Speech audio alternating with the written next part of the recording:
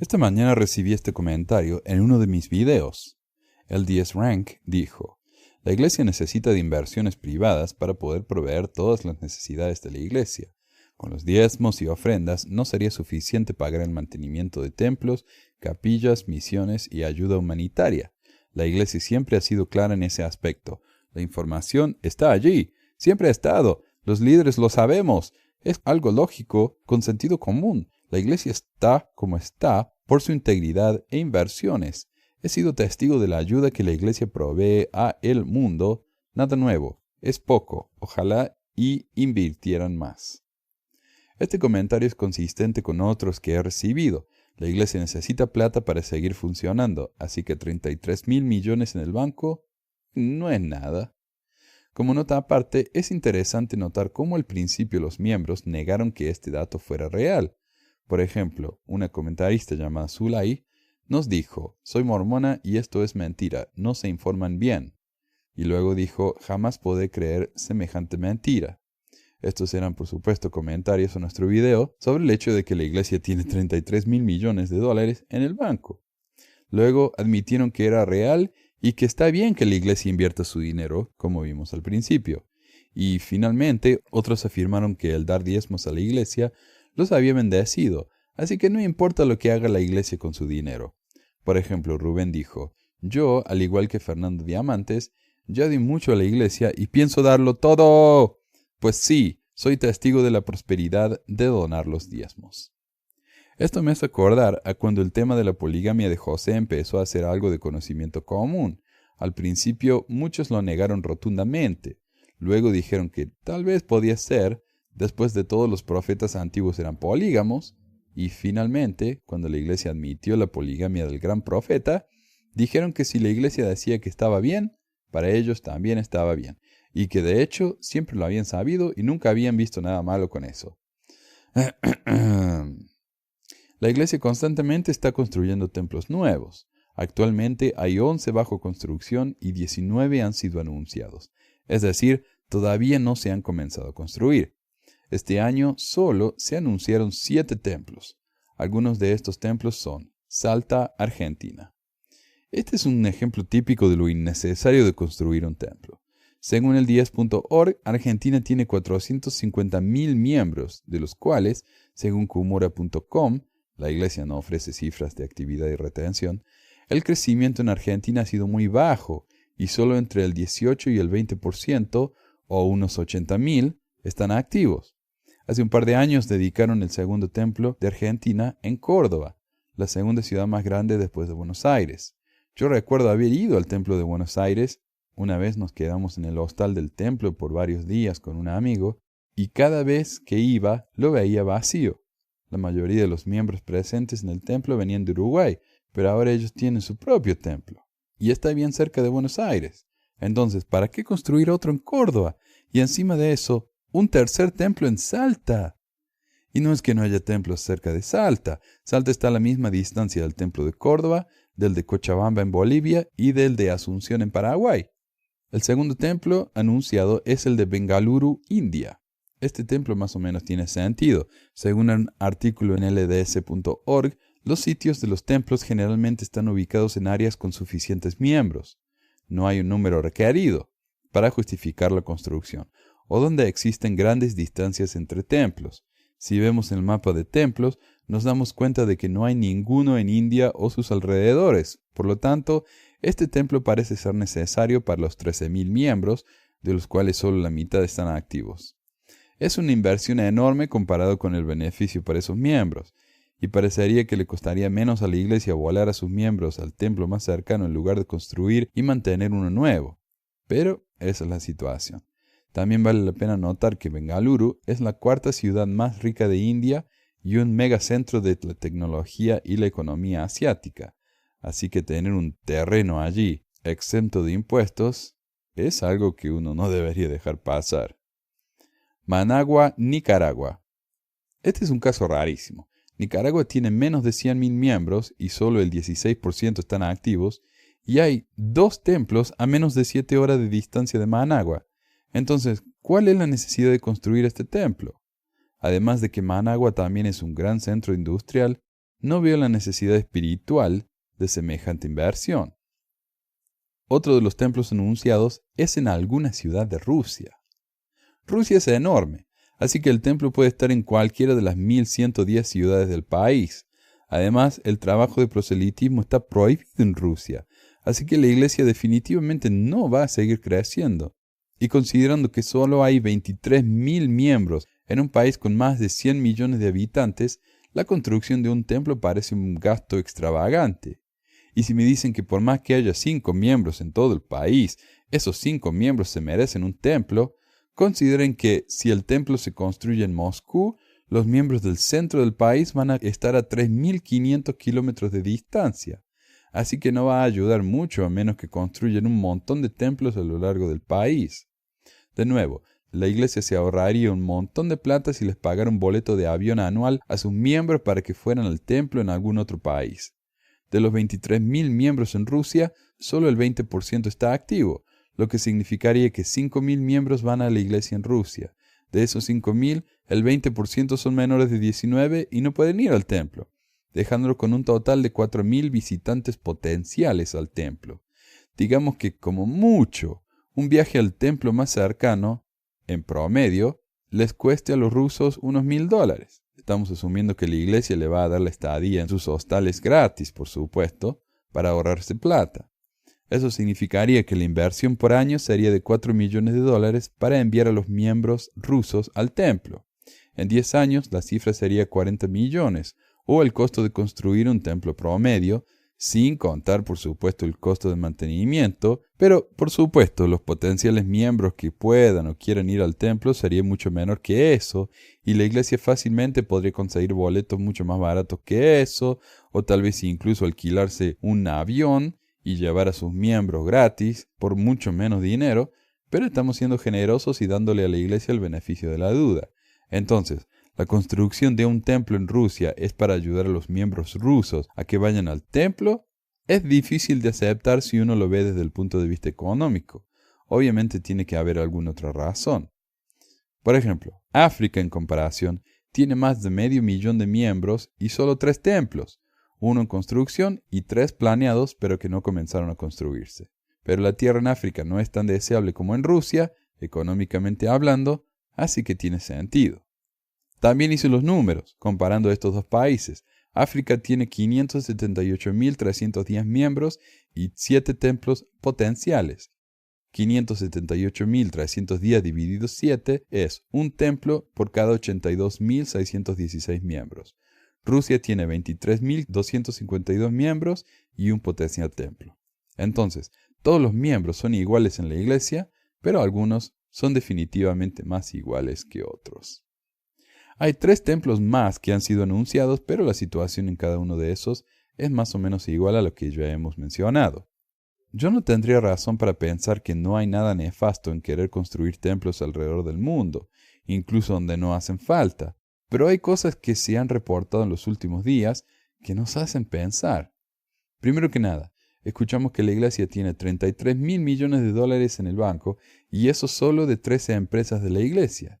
¿Quién sabe cuántas empresas más tienen? Segundo, ya tenemos el precedente de Salt Lake, donde la iglesia compró un centro comercial de una manzana entera, demolió el ZCMI, otro mall de una manzana que estaba al frente, pero perteneciente a la iglesia, y en las 2 manzanas vacías construyó un nuevo centro comercial lujosísimo de 2 manzanas y 2 pisos, con techo retractable y un arroyo que pasa por el medio, con restaurantes que no solo venden café y té, sino también alcohol.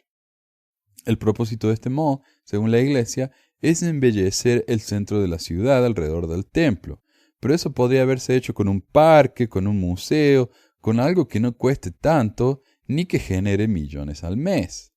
Ahora, la situación se pone aún más curiosa si uno examina algunos de los otros templos mormones. El de Ogden, y yo voy a hacer un tour uno de estos días, tiene un centro comercial justo al lado. Tiene un centro de eventos donde se hacen casamientos. Tiene un montón de restaurantes donde uno puede ir a comer después de hacer sellamientos por 2 horas en el templo. Y tiene un edificio de oficinas llamado Ensign Plaza. Al otro lado del templo hay un edificio con departamentos de lujo donde los misioneros viven gratis. ¿Casualidad? Esos departamentos y la Ensign Plaza le pertenecen a una empresa llamada UPMA, la cual también es dueña del edificio de Deseret Book, del edificio del Zions Bank y de la playa de estacionamiento del City Creek Mall. En otras palabras, es una empresa conectada muy estrechamente con la iglesia, si no es que es de la iglesia misma. Finalmente, el sitio de noticias de la iglesia acaba de reportar que uno de sus templos, en Mesa, Arizona, va a urbanizar 4.5 acres justo al lado del templo. El terreno construido por la City Creek Reserve Inc., la empresa que construyó el mall al lado del templo de Salt Lake y varios departamentos de lujo en todo el país, va a incluir 240 departamentos de vivienda, 12 hogares, negocios y estacionamientos subterráneos. ¿Cuántos templos más van a tener este tipo de mejora? La iglesia está comprando terrenos con la excusa de construir templos nada más que para atraer gente a sus proyectos comerciales. Es difícil mantenerse objetivo en esto, porque la evidencia parece ser tan obvia de que lo que la iglesia es: plata, plata, plata. Y si no, hagamos los números. Según los últimos reportes, aprendimos que la iglesia tiene 33.000 millones en inversiones de la bolsa de valores, y eso es lo que sabemos. Además de eso, tiene sus tentáculos en negocios en todo el mundo, incluyendo universidades privadas, canales de televisión, radios, seguros de vida. El mismo presidente Monson hizo propagandas para Beneficial Life, uno de sus seguros, parques de entretenimiento, empresas de inversiones, granjas, ranchos, ganado y más. A la iglesia también le gusta comprar terrenos enormes, y de hecho, la iglesia es la dueña de terrenos privados más grandes de Florida. Es decir, la iglesia tiene más tierra en la Florida que cualquier otra persona u entidad en el estado entero, la cual planea convertir en una ciudad para 500,000 habitantes. Alguien me dijo en uno de mis videos que es natural que la iglesia trate de hacer tanta plata. Después de todo, tiene que sobrevivir de alguna manera, ¿no? Pero el problema es múltiple con este argumento. 1. Al tener tanta plata, la iglesia está demostrando que su interés principal es el dinero. Por supuesto que no lo dicen, y de hecho lo que sí dicen es que uno de sus enfoques es ayudar a los necesitados, pero cuando donan $40 millones al año, mientras guardan miles de millones en el banco, ¿podemos creer que su motivo es tan altruista? 2. Si el dinero no es más que para ayudar al crecimiento del evangelio, es decir, de la parte espiritual de la iglesia y no la temporal, ¿por qué no comparten con sus miembros cuánto dinero tienen y cómo lo están invirtiendo? Recientemente el boleto del diezmo cambió y ahora dice que la iglesia se guarda el derecho de usar el dinero recibido en diezmos y ofrendas para lo que mejor le parezca, no solo para los fondos que el donante ha especificado. Así que si yo doy dinero para el Fondo Perpetuo para la Educación o para la impresión del Libro de Mormón, la iglesia puede usarlo para pagar el alquiler a Nelson o para comprarle un par de corbatas nuevas a Oaks.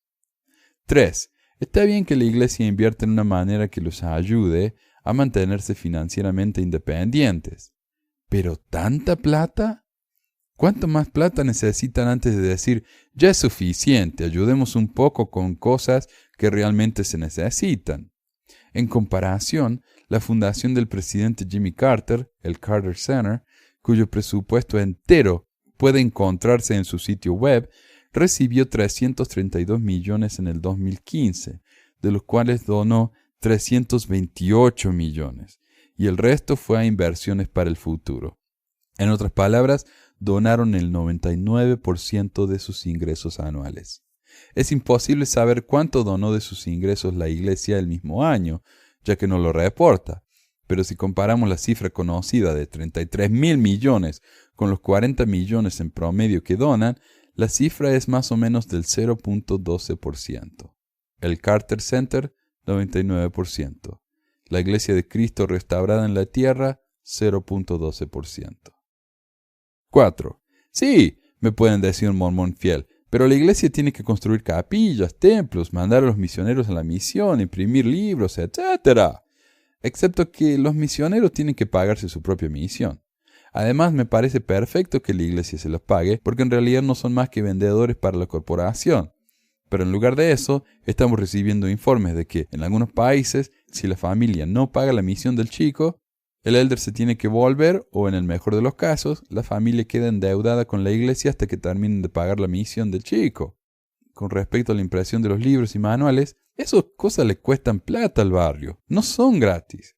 Y si quieren ver la lista de precios, pueden darse una vueltita por el sitio del centro de distribución de la iglesia y ver por ustedes mismos. Sí, terco, me podrán volver a decir, pero esa plata de los barrios que se usa para comprar esos manuales viene de la iglesia. Sí, pero ese dinero, como aprendimos revisando los reportes de impuestos de la iglesia en Canadá, es considerado caridad. Así es, el dinero que recibe cada barrio para pagar por esos materiales que la misma iglesia les vende, es considerado como parte de esos 40 millones de dólares que la iglesia dona al año. Estos reportes de Canadá nos informan que el énfasis de la caridad de la iglesia en ese país es como sigue. El 50% del dinero donado a caridad es para lugares de adoración, congregaciones, diócesis, etc. Es decir, la iglesia cuenta la construcción y mantención de capillas como caridad. Evangelismo, organizaciones misionales, 20%. Programas de difusión, hermandad religiosa y organizaciones auxiliares, es decir, los presupuestos del barrio, son el 30%. Eso es el 100% del dinero donado por la iglesia. Se lo dona a sí misma, según la misma iglesia. Entonces, ¿de dónde viene el dinero usado para ayudar a la gente necesitada fuera de la iglesia? De los miembros. Si hay necesidad de ayuda en algún desastre natural, los miembros se presentan, dan una mano y la iglesia se lleva el crédito. Si hace falta comida, los miembros juntan lo necesario, lo donan y la iglesia se lleva el crédito. ¿Cuántas veces me han puesto la bolsita acá afuera de mi casa que dice que necesitan dinero para ayudar en cierta causa y que les devuelva la bolsita llena de mercadería? Mientras tanto, yo dono y la iglesia se lleva el crédito. Tal vez la iglesia en Estados Unidos, a diferencia de en Canadá, usa parte de su dinero para ayudar a algo que no forma parte de sí misma. Pero mientras no dejen de esconder sus declaraciones de impuestos, no lo vamos a saber. Lo mejor de todo es que el dinero dado en caridad es libre de impuestos. Así que la iglesia se vende a sí misma materiales que imprime con el dinero que obtiene de venderse a sí misma esos materiales, todo libre de impuestos. Y si la iglesia dice que dona 40 millones, pero millones de ese dinero va a sí misma, ¿cuánto dona en caridad a otras instituciones? Según lo que nos dijeron varios miembros de España, en una entrevista, prácticamente nada. Los miembros tienen que ir a pedir ayuda a la iglesia católica para poder comer, porque a la mormona le importa entre poco y nada. Y si la iglesia no ayuda a sus propios miembros, ¿a quién ayuda? Pero estábamos hablando de los templos. ¿Qué pasa con los templos? La iglesia no ofrece cifras de cuánto salen sus templos. Algunos, dependiendo del área, son más baratos que otros. El templo de San Diego costó 24 millones en el 93, mientras que el de Filadelfia costó 70 millones hace 7 años. Construir un templo en Nicaragua definitivamente va a costar menos que construir un templo en Qatar, si es que tal cosa se diera algún día, y debería, ya que la profecía dice que la iglesia va a cubrir el mundo entero. Pero seamos generosos y digamos que, en promedio, e incluyendo los mini templos de Hinckley, que pueden costar entre medio y 1 millón, los templos en general cuestan unos 30 millones cada uno, en promedio.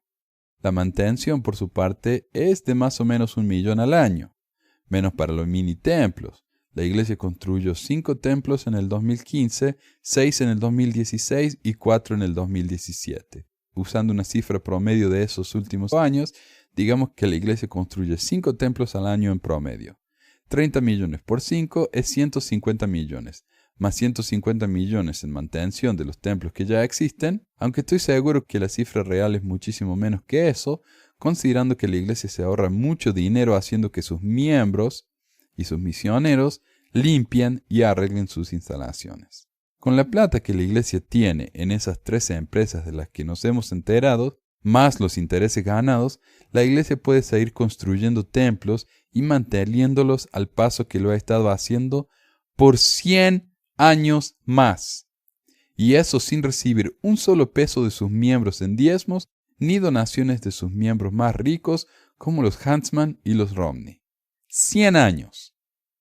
Entonces, las capillas se pagan solas, los templos se pagan solos, la iglesia no da un peso en caridad real. Entonces, repito, ¿por qué una iglesia tiene tanta plata en el banco? Pero además de eso, volvamos a la pregunta inicial. ¿Por qué construir tantos templos que nadie va a usar? Hay varias posibles respuestas para esto que van de la opinión de un miembro fiel a la de un cínico como yo, y las voy a poner en ese orden. 1. Los profetas creen que realmente están ayudando. 2. Los profetas pueden estar tratando de autocumplir su profecía de que la iglesia va a cubrir la tierra. Por más que la iglesia no pueda hacer proselitismo en Jerusalén, por ejemplo, tiene una universidad de BYU allí, haciendo notar su presencia y de alguna manera cumpliendo esa profecía. Por eso debe de ser que hay leyendas urbanas de que ese centro de BYU en Jerusalén puede convertirse muy fácilmente en un templo. 3. Construir templos es una decisión totalmente independiente de la iglesia y de la cual no tiene que rendir cuentas a nadie. Tal vez los barrios se cierren, tal vez las estacas se combinen, tal vez los miembros se vayan y los misioneros bauticen cada vez menos, pero si la iglesia construye un nuevo templo, está dando la ilusión de crecimiento, además de la publicidad impagable que la apertura de un nuevo templo genera. Muchos diarios locales reportan que un templo mormón va a abrirse, luego que se ha comprado el terreno, luego que se está construyendo y finalmente que va a dedicarse y a abrirse. Esto es años de publicidad gratis. Además, luego que el templo está abierto, es una curiosidad para los que pasan por él, generando publicidad a perpetuidad. Algunos templos también han sido anunciados, creando ese tipo de entusiasmo y publicidad, pero nunca fueron construidos, como el de Urdaneta en Filipinas, el cual fue anunciado en el 2010 y hasta ahora la construcción no ha comenzado.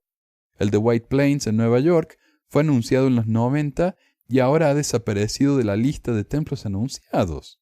Por supuesto, sin decirle a sus miembros que los planes de construcción fueron cancelados. En otras palabras, anuncian templos que van a hacer, pero no anuncian cuándo deciden no hacerlos después de todo. Todo esto crea propagandas 100% gratuitas. 4. Al tener templos y al limitarlos a los miembros más dignos, esto se convierte en un club exclusivo, en una meta de cualquier mormón que tome su religión en serio. Al hacer el sacrificio de ir al templo, especialmente en lugares donde son escasos, hace que el miembro se prepare, yendo a la iglesia todos los domingos, pagando el diezmo fielmente, etc. Que se mantengan ocupados yendo al templo, haciendo ceremonias mormonas exclusivas que no tienen un propósito fuera de la cosmología mormona, como bautizar a los muertos, y que se sientan más comprometidos a permanecer en la iglesia después de haber pasado por él, o al menos esa es la teoría. Alguna vez escuché decir en la misión, una vez que vas al templo, se te acaba el libre albedrío, queriendo decir que, desde ese punto en adelante, la única opción es obedecer, y tantas otras veces oí decir, ¿pueden creer que los fulanitos se inactivaron después de que fueron al templo? 5. Estos templos son una inversión para el futuro. Al comprar terrenos en todo el mundo, la iglesia se está adueñando de enormes cantidades de tierras que pueden convertirse en centros comerciales u otros proyectos con fines de lucro en un abrir y cerrar de ojos. Y, además de cumplir con todos los objetivos mencionados anteriormente, mantener esa propiedad en la forma de un edificio religioso puede ser más barato que tener un terreno vacío en los mejores vecindarios del planeta y tener que pagar los impuestos de la propiedad, porque recordemos que los templos y capillas, en la inmensa mayoría del mundo, no pagan impuestos. 6. Como extensión del punto anterior, en algunos países el dinero donado a las iglesias no puede salir del país. Por lo tanto, la iglesia prefiere construir edificios masivos usando el dinero para comprar materiales de construcción, candelabros de oro y tantas otras cosas más de sus socios de negocios, o incluso familiares, en lugar de donarlo a caridad. 7. Las empresas contratadas para construir esos templos pueden ser de parientes de los líderes más altos, por lo que es un negocio para la familia. 8. Potencial lavado de dinero. Entonces, cuando pasen por un templo mormón, piensen que adentro no solo hay miembros disfrazados de panaderos dándose apretones de manos bizarros, también están participando en una enorme expropiación de tierras a nivel mundial.